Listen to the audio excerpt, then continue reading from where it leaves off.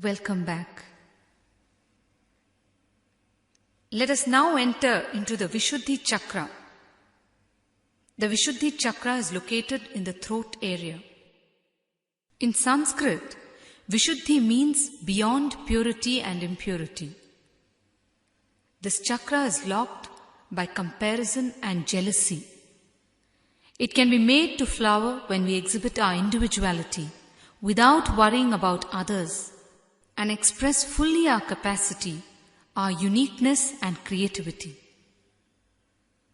We always compare ourselves with others, and more often than not, we feel what others have or what they have achieved is much more than what we have, and we start feeling jealous.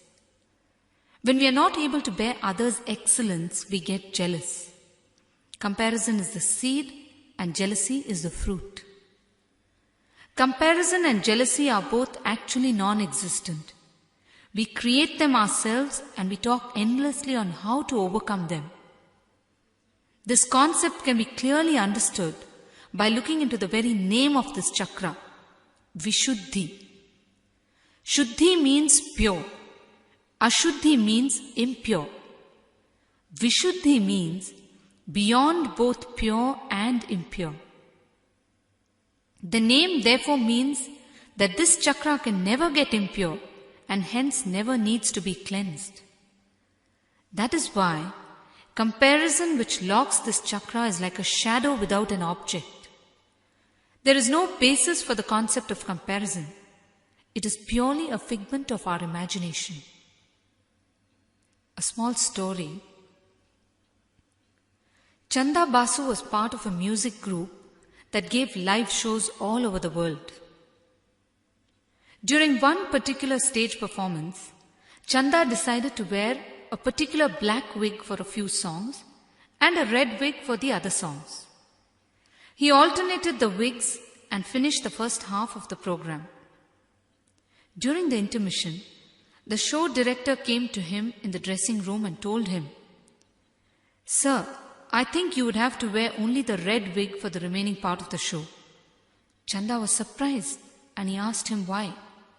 The man replied, "The people like the red-haired one's voice a lot better than the black-haired one's." We are so busy comparing all the time that we never see things as they are.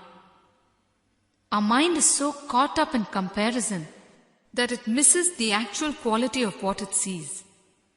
We need to drop the comparing attitude to be able to see things as they are. So what is comparison? Can someone tell me what are the major areas where you normally compare? I'm sure you will be able to readily come out with it. Swamiji, beauty? Beauty. Each one has his or her own comparison areas. All right, next. Wealth, name and fame, power, prestige, knowledge, health. Okay, so these are all the major areas of comparison where we normally compare ourselves with others, is it not? We can categorize these areas under 4 major categories: money, knowledge, beauty, which includes health, and status. All your problems, all your complexes are nothing but these 4 things. Am I right? Now let us say that you queue up all the people in the world in ascending order of money. You are also part of that queue. Where would you think you would be? Somewhere in the middle, Swamiji. Exactly. You will be somewhere in the middle, is it not? You will not even be able to count the number of people on either side of you in the queue. The people in front of you will be so many in number, and the people behind you will also be so many in number. And the people might have to keep shifting their places also, because the amount of money that they have keeps changing every minute. Now with your thoughts, you have to decide if you are going to look at the length of queue in front of you and feel jealous, or look at the length of queue behind you and feel relaxed and grateful to God. It is in your hands. You very well know that nothing can be told about where you are in the queue, but the thought disturbs you all the time. We are haunted by a phenomenon that does not really exist. It has got a negative existence. Let me explain to you what I mean by negative existence. Take this bell here that is beside me. If I want to remove this bell, I can simply take it and leave it outside the room, and it will not be here anymore. Am I right? This bell has a positive existence, and so it is possible for me to do this. Now let us say there is darkness in this room. Is it possible for you to take the darkness and keep it out? No. But if I bring light into this room, the darkness will disappear on its own. This is because darkness does not have a positive existence. It has a negative existence. Because it has a negative existence, we cannot simply remove it. In the same way, comparison does not have a positive existence. It exists only in our minds. It happens only when we exercise a certain thought in our mind. And because comparison does not exist in reality, you cannot overcome it by simply asking it to go away. You can overcome it by bringing in an understanding about it in your mind. Just like how when you bring in light, the darkness disappears. In Sanskrit, the word illusion is translated as Maya. We say, Yama iti Maya, which means that which does not exist is Maya. That which does not exist, but which continuously disturbs. That is the property of Maya. You simply give life to it, that's all. Comparison is pure illusion. Yes, you have a question? Swamiji, it is better that we don't look at either side of the line. Why do you say that? And anyway, why should you fear to look? The fact that you are afraid to look itself shows that you are running away from your own mind. If you can look but not be affected by what you see, then you have found the right way. When you are able to look at everything, what you have and what others have, and feel a fulfillment all the time, then this chakra will be in an energized condition. See, be very clear. I'm not using the word contentment.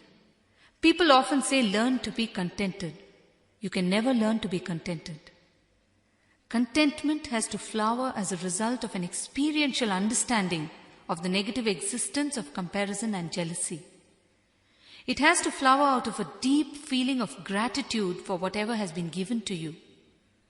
This cannot be imposed from outside. It has to flower from within.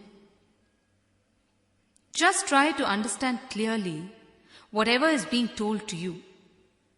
By repeatedly listening to the truth, you can open up a space within you where it can be experienced. Every problem has the solution in it if you are willing to look into it deeply and with a sincere mind. If you just look into comparison and jealousy deeply and consciously, you will be able to see that it is a mere play of your mind and nothing more than that. When you are on your own at home, you will think that it is enough if you have a home and car for yourself. You will feel relaxed at this thought. You will feel moments of gratitude and fulfillment also. But after some time, when you step out of your house in your car and stop at a traffic light, what happens? A Mercedes-Benz pulls up beside your car, and your mind simply switches its thinking. You start thinking that your car is just no good. You start thinking that it is high time that you bought a new car, if not a Mercedes-Benz. Just a few minutes earlier, you were happy with your own things. But now what has happened? You are starting to work out a new desire, a borrowed desire. Be very clear. This is not your own desire. It is a borrowed desire belonging to someone else. It is the desire of the owner of the Benz car. And this is how you start working on others' desires in your mind as a result of comparison and jealousy. You may never have felt the need for a refrigerator in your house. But if your neighbor buys a refrigerator, immediately you will feel that you cannot do without it. And immediately you will find all the reasons in the world why you need a refrigerator. All these days you are managing without a refrigerator. Nothing has changed. But what has happened? Your mind has stepped in with comparison. Of course, you will never own up to borrowed desires. It happens so subtly in your mind that the exact source of the borrowed desire goes unsaid. It is a cunning and subtle game of the mind. And we will always say that we are not bothered about others. A small story. One man returned to his neighborhood almost after 10 years. He went around the neighborhood with his friend. He was surprised to see the many changes in the place. He commented to his friend, "Prosperity has changed the face of this whole neighborhood." The friend replied, "No, not prosperity, just plain jealousy. We are all the time trying to beat the other." When you are after borrowed desires, you will never stop. Because when you are on the verge of realizing any one of them, another borrowed desire will come up from somewhere and you will be on the track once more. You will keep running because you are not centered within yourself. Your center keeps changing. Your center is on other people, not inside yourself. And their center is elsewhere, not inside themselves. Imagine how much you have to run, how much you have to pull and push according to the mass sway of your thoughts and emotions. You become like a puppet. I tell you, every time you want something, sit by yourself and think if you really want it or you want it because someone else has it. Do an honest analysis of each of your desires when they surface. Drop all your prestige problems and do a self-analysis. If you can't drop your prestige when you are alone, how will you drop it when you are with people?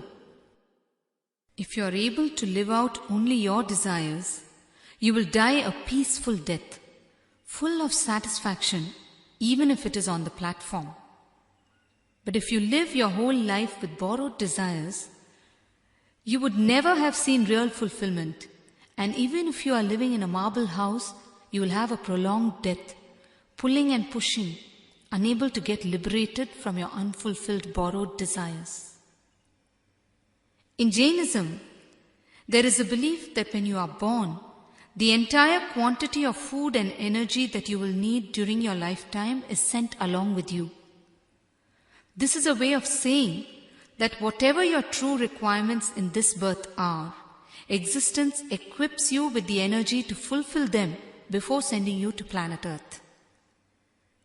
But when you start using this energy to realize borrowed desires, you start feeling that nothing has been given to you, that nothing is enough. You feel tired, exhausted, and frustrated that nothing is happening. This is how the problem starts. You see, there is a difference between needs and wants. Your needs are already taken care of in some way. It is possible to satisfy your needs, but it becomes impossible to satisfy your wants because they are changing and unclear all the time. Every time one want or desire is fulfilled, 100 more come up. It is our nature to desire endlessly because continuously we are seeing what others are having and wanting all that for ourselves. You may not own up to this fact at the outset, but if you deeply, sincerely analyze yourself, you will see that this is true. Your mind plays so cunningly and passively that you will not own up to this at the first instance. For example, you go to the shop to buy a fan for your house, but on the way you meet friends on the road, and they tell you that they are going to buy some other things in other shops. Immediately you are tempted to buy them, and so you change your track and go and buy along with them. And then you find that you don't have enough money to buy your fan. If you start comparing and living out others' desires, you will land yourself in deep trouble because you will not know where you stand. Always measure yourself with your own meter, never with others' meters. It is the most foolish and dangerous thing to do. In some places in India you can see, there will be monkey trainers who make a living out of training monkeys. They will carry a stick with them and use it to prod the monkey to do whatever they want it to do. They will wave the stick and shout, "Dance Rama, dance," and the monkey will dance. Then they will say, "Turn cartwheels Rama, turn cartwheels," and the monkey would turn cartwheels. The monkey will simply dance to the tunes of the stick. Like this, we allow a stick called comparison to run our lives. We dance to its tunes, doing things that are not our own things, but things that are dictated by the stick. There is no end to comparison, no end to our expectations. We're all the time asking for more and more and more. You're constantly in the rat race. How will you then relax and enjoy and feel fulfilled? And the thing about being in the rat race is, even if you win, you are only a rat. But somehow, late in life, at some point in time, you understand that even success in the rat race doesn't give you a sense of fulfillment. Even success leads to a deep sense of discontentment. This is because, while you may have fulfilled all the material desires in the outer world, you have ignored your being all the time. The call of discontent is from your being.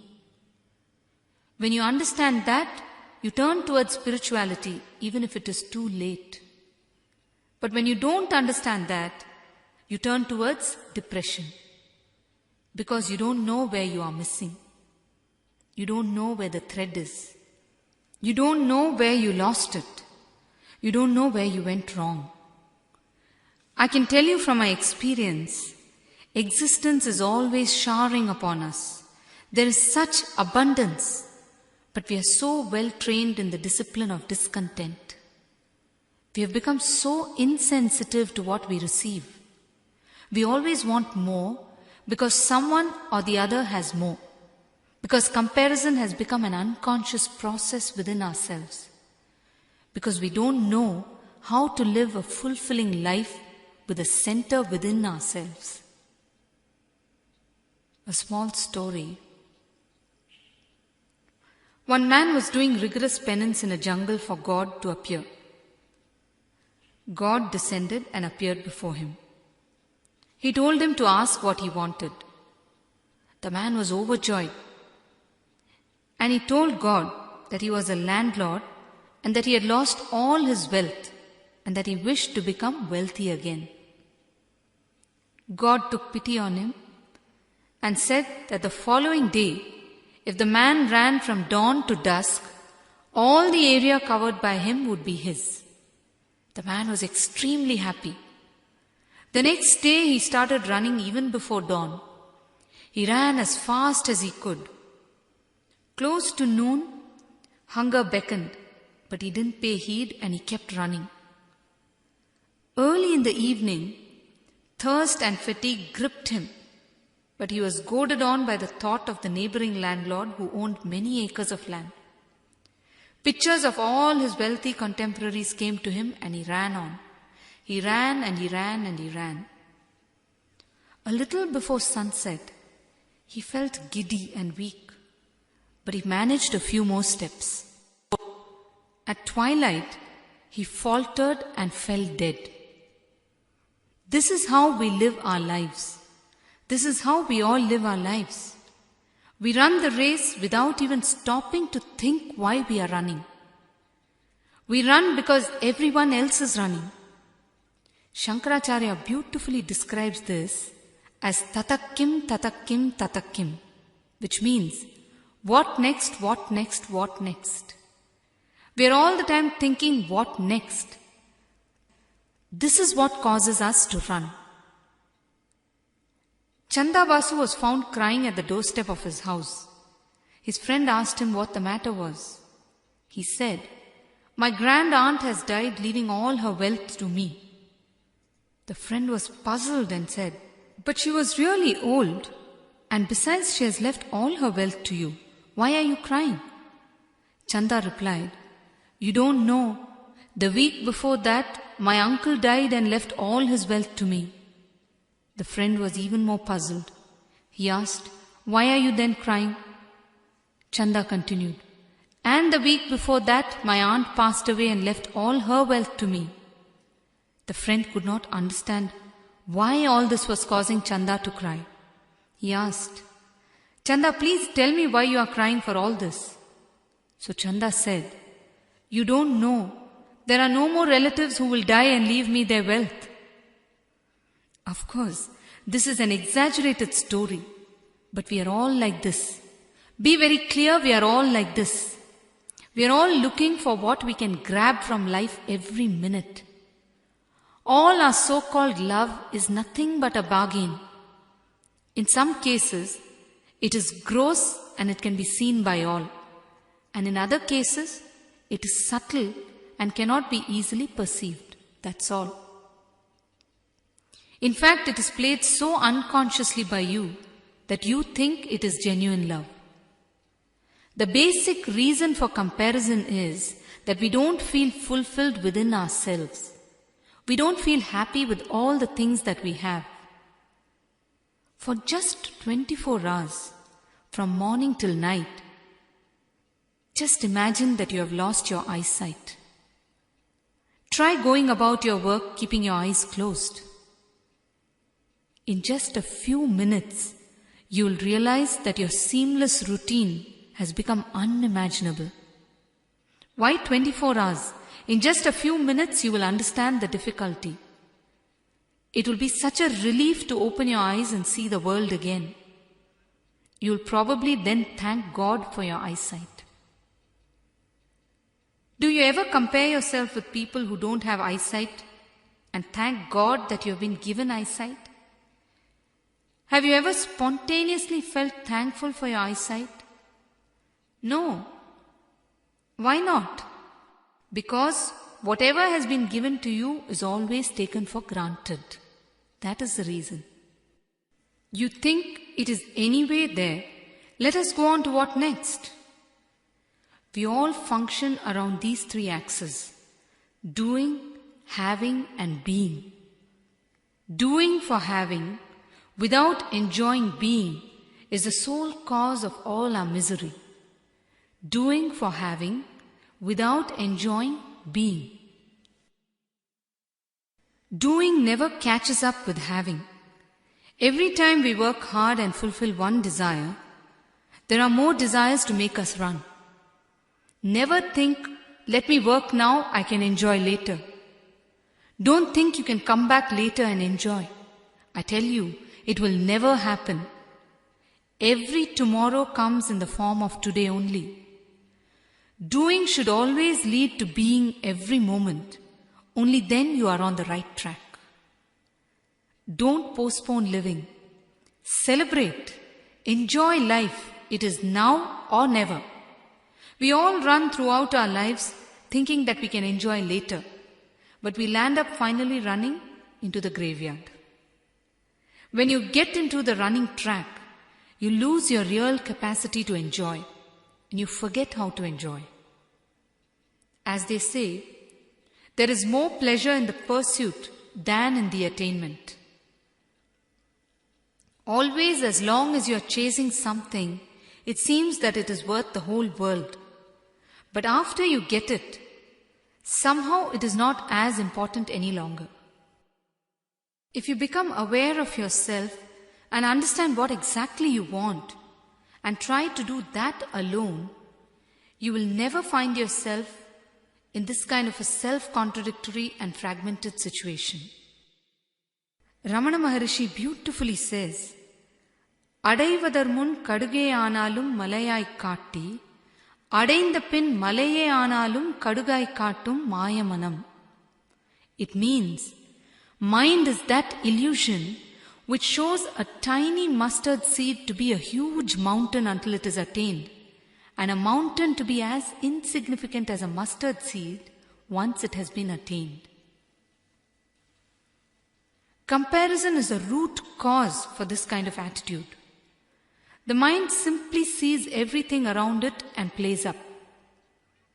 I am not asking you to renounce all your desires.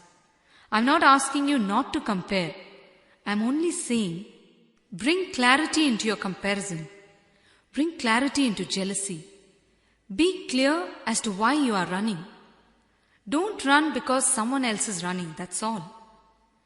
People ask me, Swamiji, unless we compare, how will we know where we stand?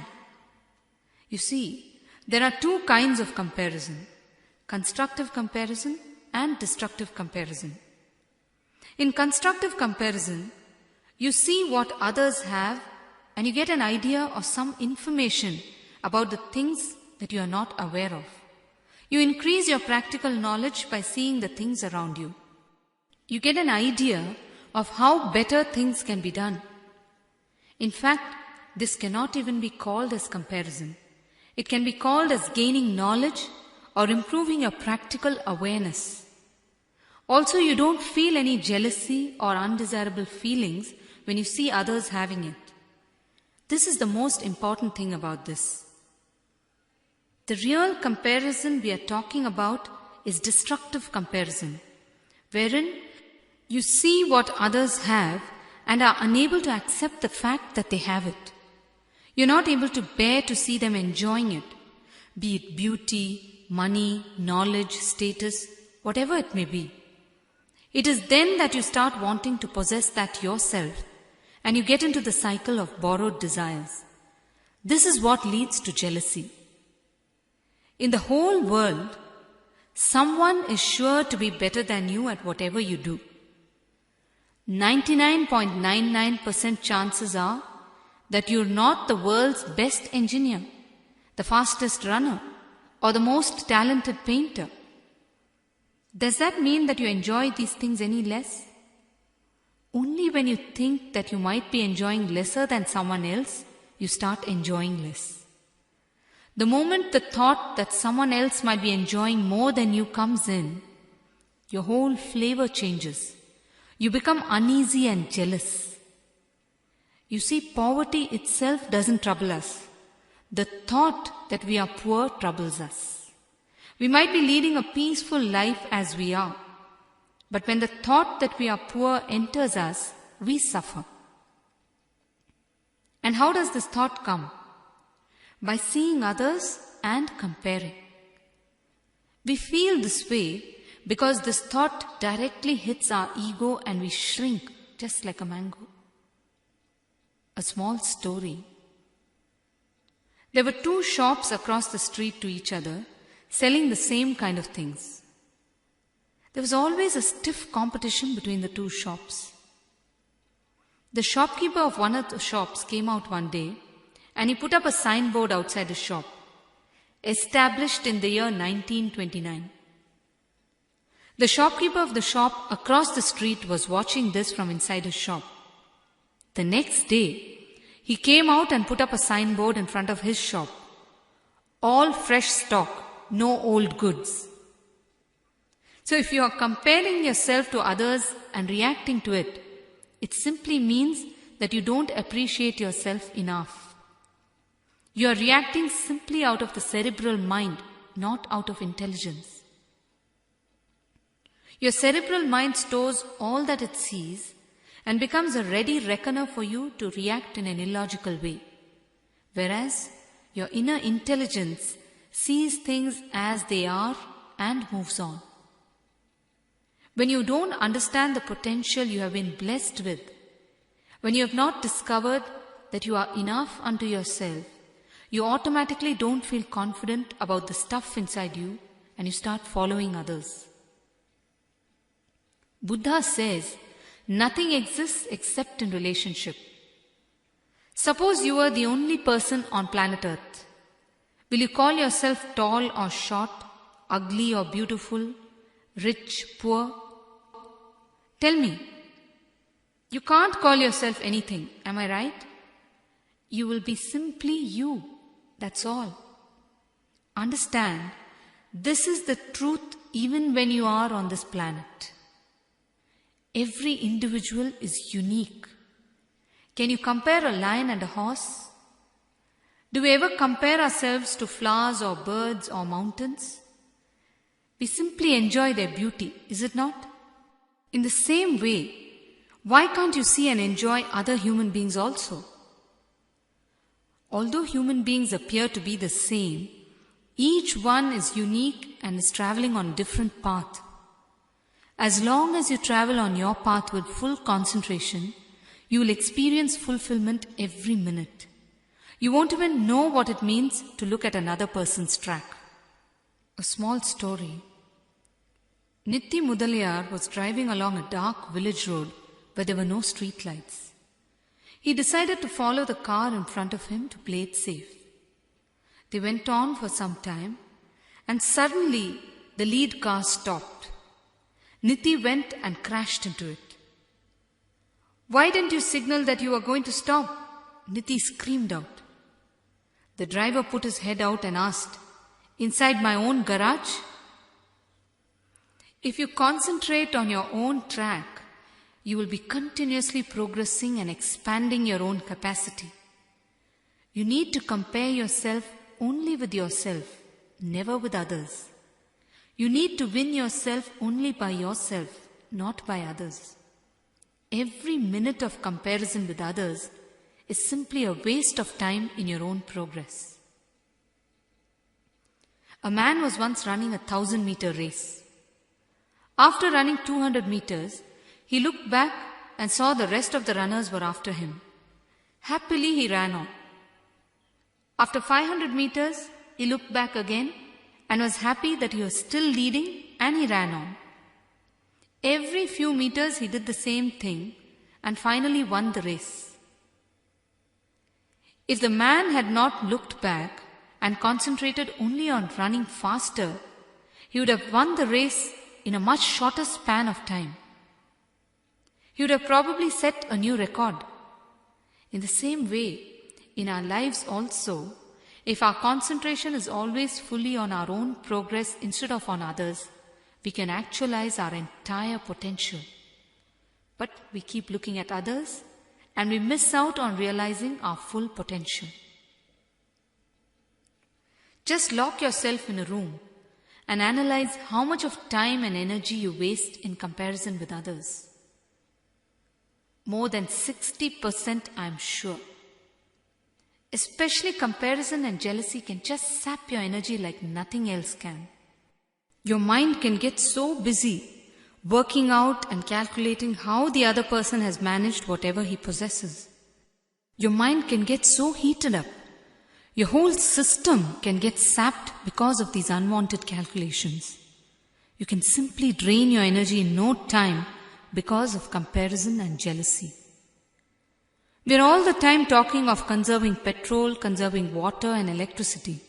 What about conserving our own energy? What about using our own energy in a proper way? Why are we not conscious of our own energy? We don't see ourselves as blessed with energy. That is the reason. We are able to see outside sources of energy being wasted because we see the energy in tangible form. Whereas our own energy, we simply dissipate it in deep, unconscious ways, and then we complain that we have not been given enough. If you used all your energy for your own expansion, just imagine how much you can achieve. You can simply expand and enjoy with a feeling of liberation. See, the thing about comparison is, you always measure yourself with the weakest link in yourself or your performance. This is the trouble. Why do you want to do that? Never measure yourself with the weakest link. You don't have to be egoistic and claim yourself to be something great. But you can have some self-respect and see that you are unique unto yourself. Then you won't measure yourself in this way. When you have self-respect, you appreciate that each one is unique, and you will understand that there is no scope for comparison. This is also the first step towards feeling grateful for just being. A small story. A king once went to a master to attain some magical powers, so that he could become more powerful than his neighboring kings. He sat in front of the master and he started telling him the purpose of his visit. The master listened patiently to the king. He then told him to go into his garden, where a rose bush and a cypress plant were growing side by side. He told him, "They are your teachers, and they can teach you what you need to learn." The king went into the garden, saw the two plants, and could not understand what he was meant to learn from them. He came back to the master and asked, "What do you mean, master? I am not able to understand how they will teach me." The master took him to the plants and explained, "This cypress plant has been next to the rose plant for many years. Never once has it ever aspired to become a rose plant. And similarly, the rose plant has never ever aspired to become a cypress plant. They just attended to their own duties of growing and blossoming every day.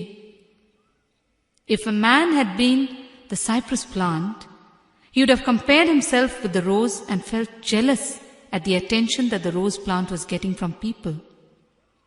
Or if he were the rose, he would have looked at the cypress plant enviously, thinking how peaceful the latter was without the torture of getting plucked by people all day." The master said, "This is the most powerful, magical power you can attain." You see, the two plants prospered because they used all their energy in their own growth. Not even an iota of energy was wasted on analyzing the other's growth. 100% of the energy that they had was used for their own growth. In the same way, if you spend all your energy in running the race with yourself, in competing with yourself, you progress in leaps and bounds. When you look back at how much you've progressed, you will not be able to believe it. This is also the only way to acquire undisturbed and permanent peace. Understand how important it is to get undisturbed peace. When you run with others, you will get short-term peace. Say at the end of every achieved desire, and this peace will disappear the moment you are on the next trip of comparison. On the other hand, when you are running only with yourself and progress drastically, you will have undisturbed peace. It is such liberation to have peace that cannot be disturbed by others. Be very clear, the moment you feel disturbed by another person, it means that there is some block, some lack of understanding inside you. It means that you still depend on others for your peace. Society is the name that you give to your own weakness, to your own lack of clarity. There is no such thing as society. The sky is the limit, and there is no such thing as a sky. Expansion is life, contraction is death. You are unclear within yourself, and so you blame people for it. The moment you are caught in the cycle of making others' dreams a reality for yourself, you are in the rat race. Comparison and jealousy are nothing but borrowing others' dreams and trying to make it a reality for yourself. It takes Shakti or power to be in the rat race. Shakti or power will make your dreams into a reality. But the real achievement is an understanding that reality is actually your dream. And to understand this, you don't need power. You need buddhi or intelligence. Power will make your dreams a reality, while intelligence will make you understand that reality is your dream. Intelligence will make you understand that you are already what you need to be. You just need to wake up to it, and that everything else that you are trying to make as a reality is only borrowed and illusory. We are always looking to achieve in the outer world. This is the root cause of comparison and jealousy. People respect you only if you have achieved something tangible in the outer world. Educational degrees, beauty titles, company designations, published papers, bank balances, all are scales that society uses to grade you. See, first of all, you don't need to be graded by anyone. Place trust in your own intelligence and grade yourself. Of course, there is a lot you can achieve and serve humanity in the outer world. After all, only because of the achievements of science you are able to hear what I am talking through this microphone today. But understand, there is a lot to be achieved in the inner world. The outer world achievements are all incidental. They will get you instant name and fame and money. But the real achievement is in the inner world. Center yourself well with acute awareness and simply take part in the outer world activities like a lotus untouched in a pond. Let the work in the periphery go on undisturbed, but center yourself in your being. You will then be able to perform much better in the outer world because your inner intelligence will be growing and guiding you. It will be guiding you in performing and watching the results as a mere observer. Then automatically, you will stop swaying in accordance with the outer world achievements. You will feel stability and joy in the center of your own being. Finding your center is the only way out of this whole cycle of comparison and jealousy. How many successful businessmen today are facing what is known as depression of success? They've achieved everything they wanted. They've realized their own dreams, borrowed dreams, everything. But they don't feel fulfilled. There is a void in them. They start wondering what for they ran so much. The desires and strong feelings that goaded them in their rat race are no longer there. They are confused about themselves. The grip that they had on themselves in their days of business suddenly seems to weaken. This is because they ran without awareness, without stopping to give an appointment to themselves, without any self-inquiry. As a result, when they stop running or when suddenly they can't run anymore, they fall back into themselves and suddenly find that they are out of sync or diseased with their own being. And this is what becomes depression or disease. When you fall into depression of success, you can resort to 3 ways. One is resorting to drugs, addiction that will lead to further depression. The second way out is suicide, which is escapism. The third way out is meditation, looking inward for the solution. The intelligent one takes the third way out. A self-inquiry can be the way to bail you out of this depression. The problem is inside, while you keep searching for a solution outside. You have neglected your being for such a long time, and the depression that you feel is actually the call of your being. That is why again and again, masters have given ever so many techniques to center yourself in your inner core and just merely function in your periphery. When the same thing is told to you when you are at the peak of your career, you will not be willing to pay attention because you have enough energy, all the energy that you have come with to face the downsides of off-centric behaviors. Once your energy starts waning, you feel that something is wrong somewhere.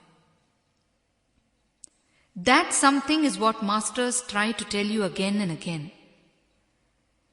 Albert Einstein, the great physicist, was on his deathbed. There were some close people sitting around him at that time. One of them asked him what he would like to be reborn if ever he was reborn. Everyone expected him to say that he would like to be reborn as an even greater scientist or something like that. Einstein replied, If ever I would be reborn, I would like to be reborn as a plumber. He felt that he had achieved all that was to be achieved. He gave the world great truths, but felt that his whole life had become a great lie. During his last days, he felt that all through his life he was caught up in the outer world incidents and that he had missed the deep connection with existence. That is why he says that he wishes to be reborn as a plumber and not as a scientist once again. Even when you are caught in the peak of activity in the outer world, don't allow yourself to slip into becoming a machine. This is an easy task for a spiritual person and a difficult task for a materialistic person. You see, in this whole process of comparing and running, you actually become a machine. Much of your daily activities becomes unconscious. You're able to drive a car without even being aware that you are driving it. You become a machine just like the car. Right from brushing your teeth early in the morning to going to bed, you work like a programmed robot with absolutely no awareness of yourself. You become efficient in all that you do, no doubt, but you have lost the humanness in you. You have gone so far away from the purpose of taking birth on planet Earth. You're so disconnected from your being. When you are in continuous awareness, you will not only be able to do things efficiently, but you will also do things with totality, with a sense of fulfillment, because you, the microcosm, will be in tune with the macrocosm or existence. You will fly with roots on planet Earth. When you fly without this, you are forever in the fear of falling down any moment. So understand, working with awareness not only increases your efficiency, but also ensures that you don't stray away from the purpose of your being. Alright, now let us talk some more on jealousy. Jealousy, as you all know, arises out of comparison. When we are unable to bear the excellence of others in any aspect, we start feeling jealous. And there are so many reasons why we get jealous. For example, the moment you see that another person is more beautiful than you are unable to bear it. You start feeling terrible inside yourself. And you feel that it is natural that you must feel jealous because that person is more beautiful than you. First of all, understand, God is an artist, not an engineer. If he was an engineer, he would have made every woman or every man with the same mold. He would have probably made every woman with the mold of Aishwarya Rai. She is considered to be a very beautiful woman, is it not? And he would have made every man in the mold of Hrithik Roshan or Shah Rukh Khan. But God is not an engineer. He is an artist. He has made everyone in a unique way. You are beautiful unto yourself. Every being is beautiful. With what scale are you measuring beauty? There is no scale. It is all your own ideas and concepts, that's all. And just think, even if your so-called cinema idol is beautiful, can you enjoy a single cup of tea through his or her form? Please understand that you are beautiful enough. When you start longing for other people's bodies, you create a wedge inside yourself. You create a split personality inside yourself. You start hating yourself. Do you know, the eyes that don't linger on another's body have a certain beauty and innocence in them. Have faith in what God has done to you. It is only when you don't have that faith, you try to update yourself by indulging in all sorts of nonsensical methods. When you accept yourself completely, a certain grace comes to you. This grace is far more superior to your so-called beauty. See, physical beauty is one thing, while grace is another. Physical beauty can be achieved by any means. These days you have so many methods of achieving physical beauty. Beauty packs, plastic surgeries, and whatnot. But grace is something that comes when there is tremendous confidence and calmness in you. When there is no craving in you. When you are completely at ease with your body. When you enjoy yourself totally, a certain grace happens in you and you will appear more beautiful than some of the most so-called beautiful people around you. You will then become a trendsetter. When I went to America for the first time, the officers at the airport asked me how people would listen to me if I spoke wearing this saffron robe. I told them, give me 1 week and I will make this a fashion in America. A leader is one who has totally accepted himself. When you accept yourself, you become a unique flower, and tremendous freedom and confidence will happen in you. All your guilt and hate about your body will be replaced by just pure confidence and grace. It is very important that you learn to live with your own body. The moment you think that another's body or another's dimensions are more attractive, you create a gap between yourself and your body. I have seen people who have photographs of male or female models in the walls of their rooms, and they do physical exercises to attain the body structure of the model. Be very clear, when you think that another's body is more beautiful, you create a distance between you and you. All these unconscious ways of looking at another's body creates undesirable side effects in your being. None of us deeply love our body. We carry it like a load, that's all. It is like a boarding and lodging concept to us. We are never inside our body because we hate it. We are everywhere else except in our bodies. We therefore have a continuous uneasiness in us and are ready to burst at any time. For example, if your driver does something minor, you explode effortlessly.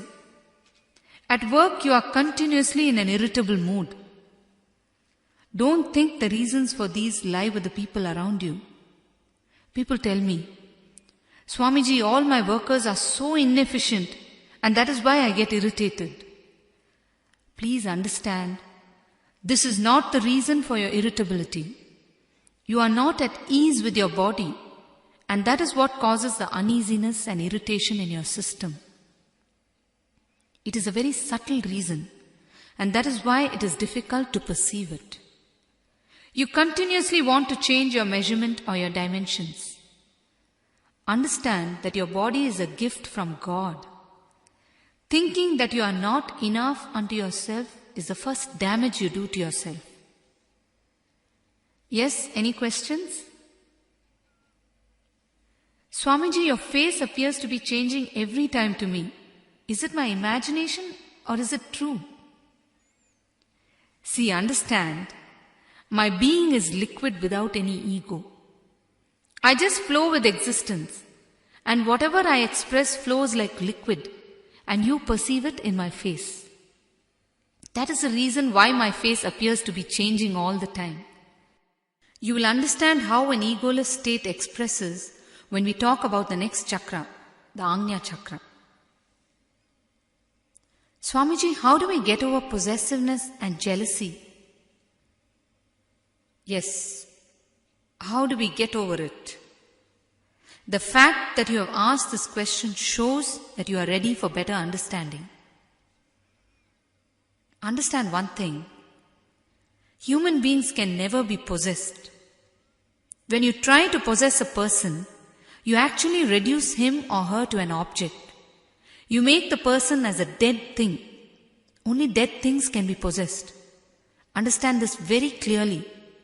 Then you will be free from possessiveness and the jealousy that arises out of it. Just see every human being as a river that is flowing and simply enjoy what he or she brings along. Can you try to possess a river? No. If you try to grasp the water in your hand, you will be doing a foolish thing, is it not? In the same way, don't try to possess people. Just enjoy them for what they are, and you will be free from the grips of jealousy. You will then understand that possessiveness is something that is created out of your own deep, complicated mind, to which you have given so much power. When you try to possess a person, it becomes difficult for that person also. You will start projecting all your ideas on him. He will then have to act so as to gel with your projected ideas. He will feel caged. He becomes divided in his personality. He cannot be his natural self with you. And this cannot be called a relationship. If you really love a person, liberate him. Don't try to possess him. Only then a real relationship can blossom. Only then a relationship not dependent on anything except deep love and trust can blossom. The moment you try to hang on to something, you have missed it. Just love him with no strings attached. I'm reminded of a story. In a remote village in South India, where people did not know that civilization existed, there was an old couple. One day, for the first time ever, there was a fair in the village. The man went to the fair and saw all the items on show. He picked up a mirror and was awestruck by what he saw. He had never seen a mirror in all his life before. He took it home with him. Now and then he would take out the mirror, glance at it, and put it back before his wife could see it. The wife, however, noticed it, and when he was out one day, she picked it up and looked into it. She exclaimed, "Another woman, just as I thought." There is no end to our imagination because of our possessiveness and jealousy. Almost always, our imagination is not in tune with reality. If we just stop and look deeply into our jealousy, we will understand that it is baseless and needless. Of course, you might say, "Swamiji, how can I keep quiet if my husband or wife is eyeing someone else?" If your husband or wife is really eyeing another person, just look into the matter consciously and with full awareness instead of getting into an unconscious mode of action. When you look into possessiveness and jealousy with awareness, you will not be gripped by undue imagination or emotions. You will be able to see things in the right light and behave appropriately and take the right decisions. By telling yourself not to feel jealous, you can never come out of it. Only if you bring awareness into the whole thing and understand deeply, it will help.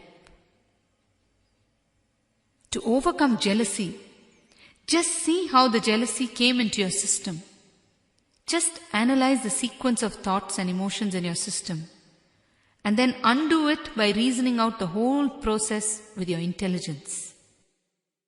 Once you understand that jealousy is like a shadow without an object, you'll realize how absurd it is and how much it has tormented you. Getting liberation from jealousy is a great liberation in one's life. Also, don't condemn the object of your jealousy. Just by condemning the object of jealousy, you will not be liberated from jealousy itself. Because the moment you start condemning, it means that there is a wound inside which you are trying to cover up. By condemning the object of jealousy, you might be liberated from that particular object of jealousy, but you will simply get fixed into another object of jealousy, that's all. It is like saying sour grapes and moving on to another vineyard. So trying to overcome the object of jealousy is not the solution. You need to work on the subject that is you. Always remember, if you feel that you are holding an emotion that you wish to get rid of, something that you feel is not conducive to your growth, don't resist that emotion. When you resist it, you will only be empowering it more. When you say, "I should not get jealous," you will be giving the same power to the word jealous as you will give to the words I should not. Therefore, don't say things like this. Instead, say to yourself, let me always be compassionate towards everyone. Don't use the word jealous at all. By negating the emotion, you will not achieve what you want. Say something totally positive in the same context, that's enough. Also, instead of avoiding or running away from jealousy, live it through with total awareness. When you try to avoid it, it will confront you at some other time with much more intensity than before. Remember one thing with deep awareness. Jealousy is not your true nature. Society has taught you to be jealous. Just believe that jealousy is not you. That is enough. Then automatically you will laugh at it instead of being involved in it. When you're able to laugh at it, it means you have started witnessing it instead of being a part of it. The moment you become a witness, it becomes easy to go beyond anything. Also, if you see that the whole of existence is nothing but a divine play, you will be able to see that this so-called jealous feeling is also a divine play and has no reality in itself. Just see jealousy objectively instead of being caught in it. It will automatically lose its power over you. If you understand that you are unique and that there is no one in this world like you, the comparing nature in you will become meaningless and you will automatically stop feeling jealous. Just try to understand that existence loves everyone and everything equally. Yes, you have a question? Swamiji, masters time and again try to inspire us in these traits like love free from jealousy, better understanding and non-judgmental attitudes. But why is the understanding not happening in us? You see, there are two things in this. When we catch the principles of the masters and make a sincere effort in transforming ourselves, we have caught the right thread and we will enter into bliss.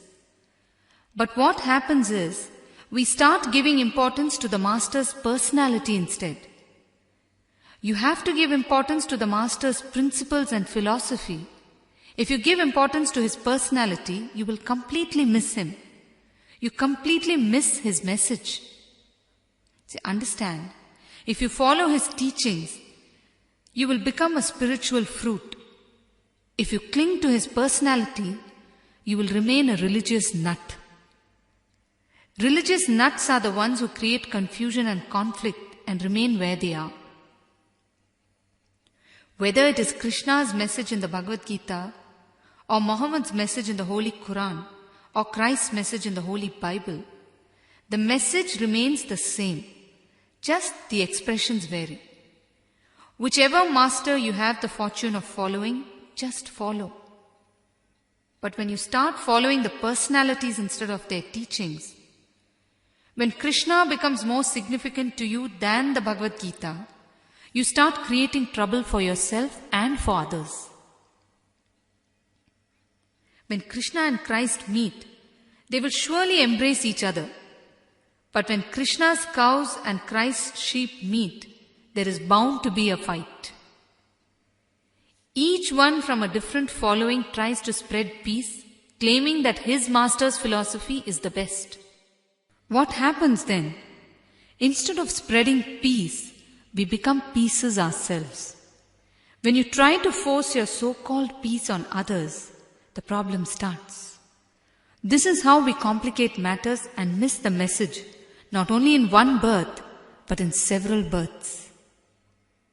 Masters keep happening on planet Earth out of sheer compassion towards humanity. Man somehow manages to survive them. The second thing, instead of pointing fingers at others, or instead of waiting for a good time to start practicing, if each of us starts practicing what we hear, from the very moment of hearing, things will automatically start happening around us. For example, I tell you to start loving plants, animals, trees, and the humans all alike, isn't it? Instead of waiting for an auspicious time to start practicing it and eventually forgetting all about it, you can immediately start internalizing what I said and start practicing it. The simplest way to start might be to avoid abusing nature while you're walking on the road or inside your own home.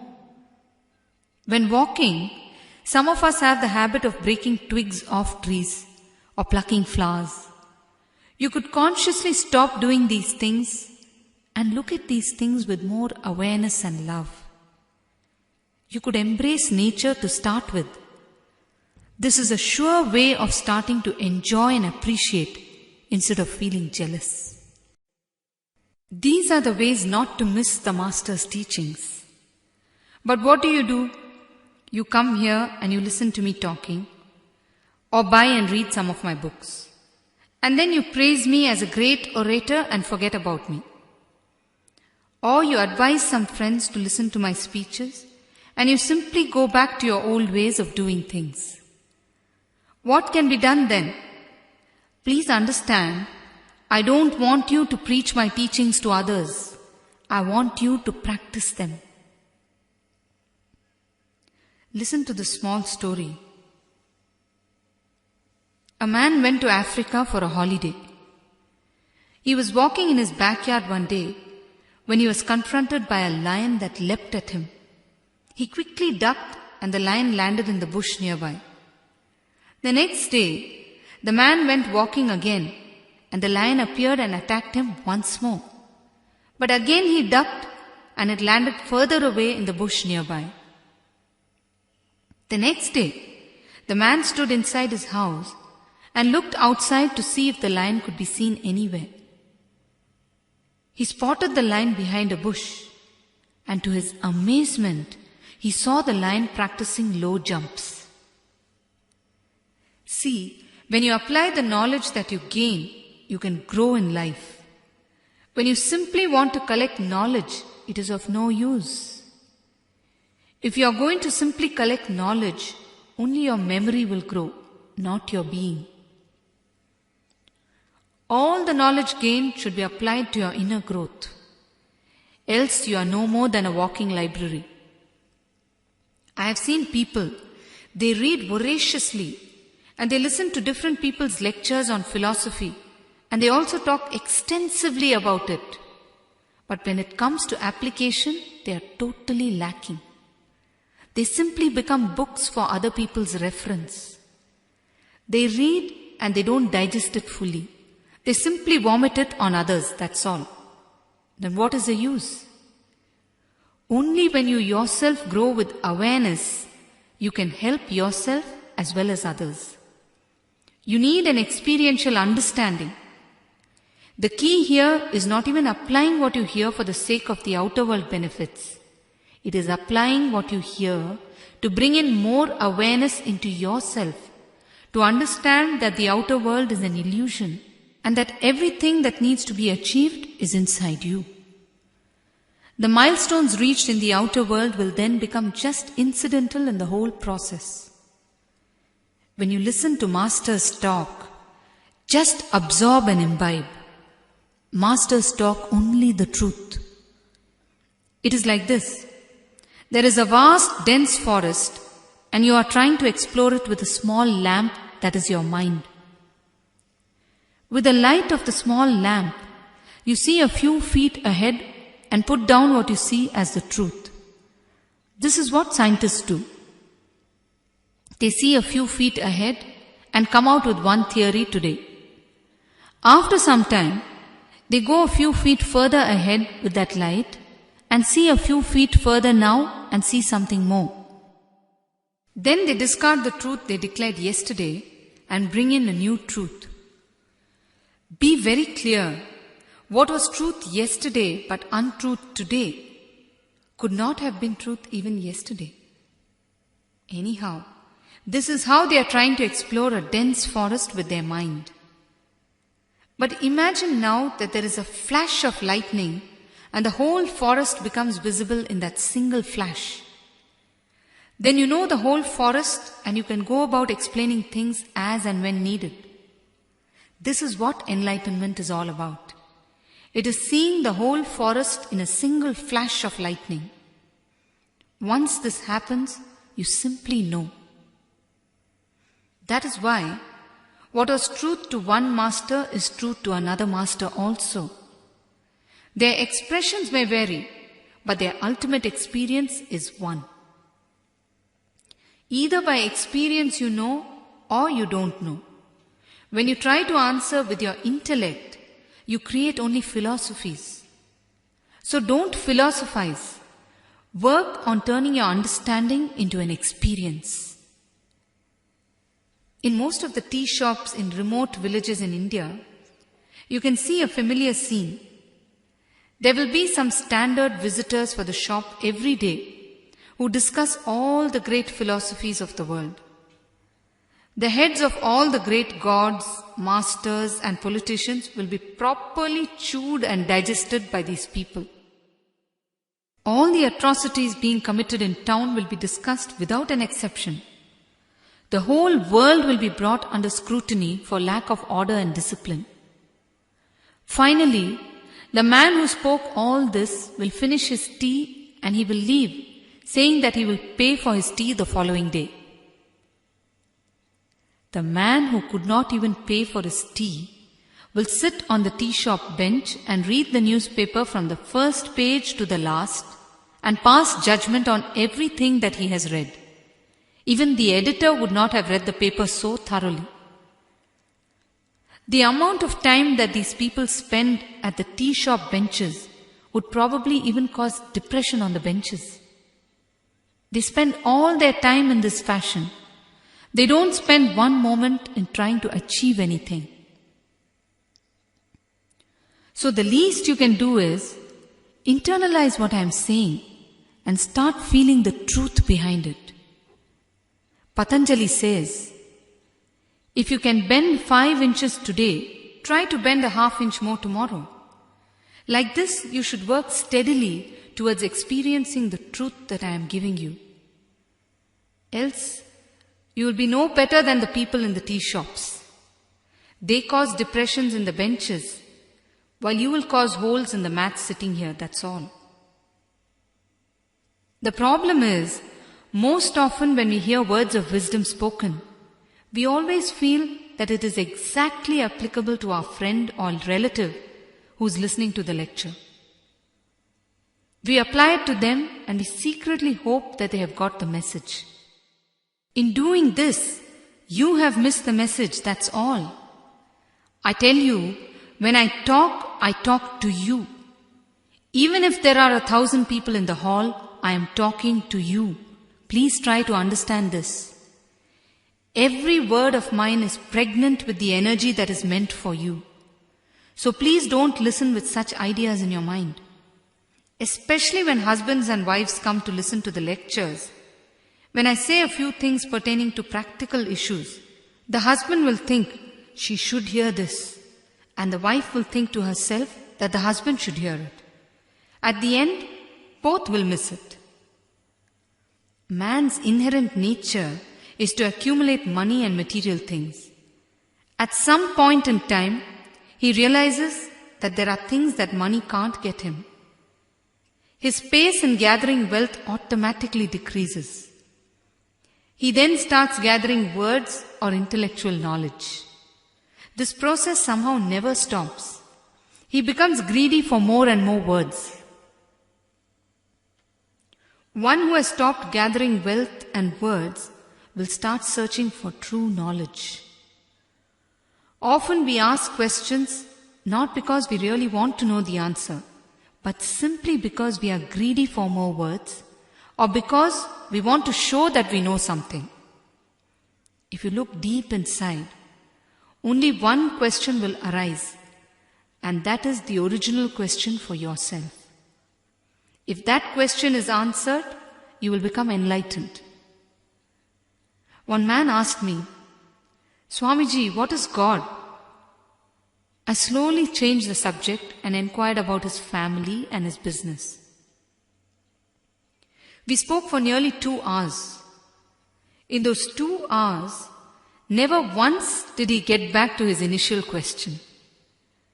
At the end of it, I told him, "Ayya, you asked me a question as soon as you came in. I did not answer it because it was not a question from deep inside you. If the question arises from deep inside us, we will never forget it, or we will never rest until we are satisfied with the answer." Some people ask questions, give the answers themselves, and then ask me for an answer. They are merely looking to collect supporting words from me, that's all. Questions are really a scramble for gathering words and collecting within us.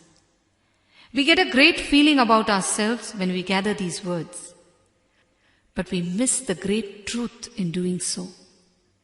We give more importance to the words than the truth. This is how we miss the Master. This is how we miss the understanding behind the Master's words.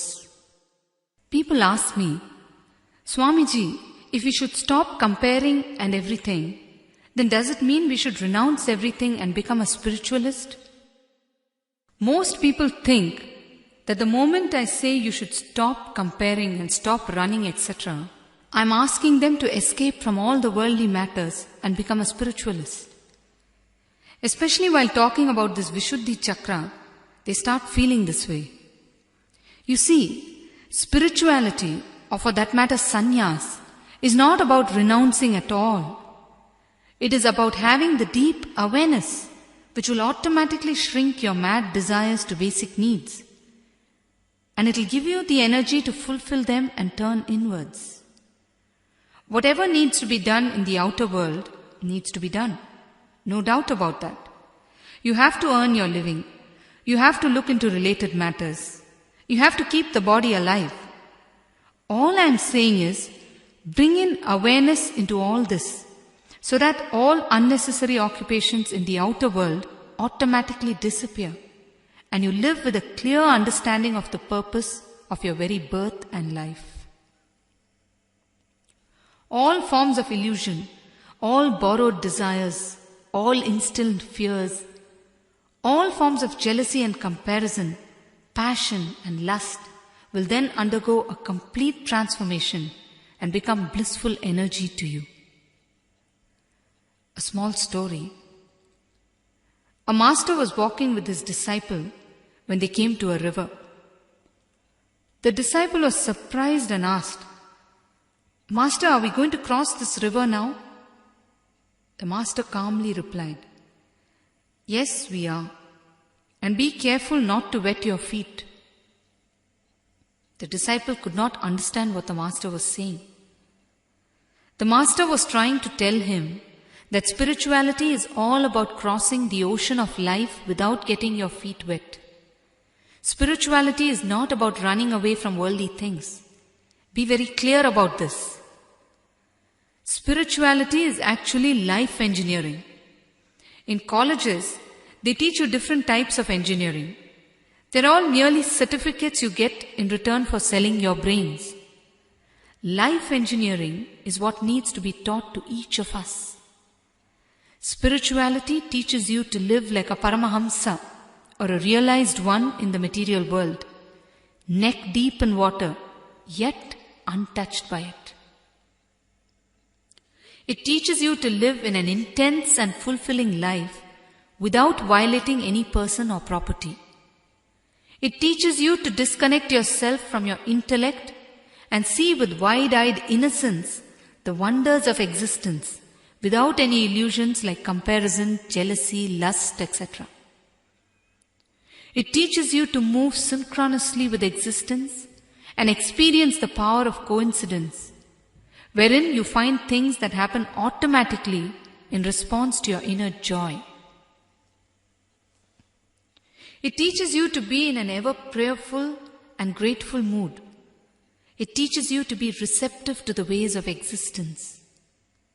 It teaches you to enjoy every moment from your inner core, instead of being swayed by your outer periphery and the emotions associated with it. It teaches you to celebrate life every moment instead of looking for reasons to celebrate. Spirituality kindles your inner intelligence and accelerates your performance in the outer world. It awakens your awareness and takes you to a deeper consciousness. It takes you from lust to love, from worrying to wondering, from false to truth, from pain to bliss, from jealousy to celebration. Now tell me, where does renunciation come into all this? And one more thing, people think that they need to allot a separate time for spirituality. Not at all.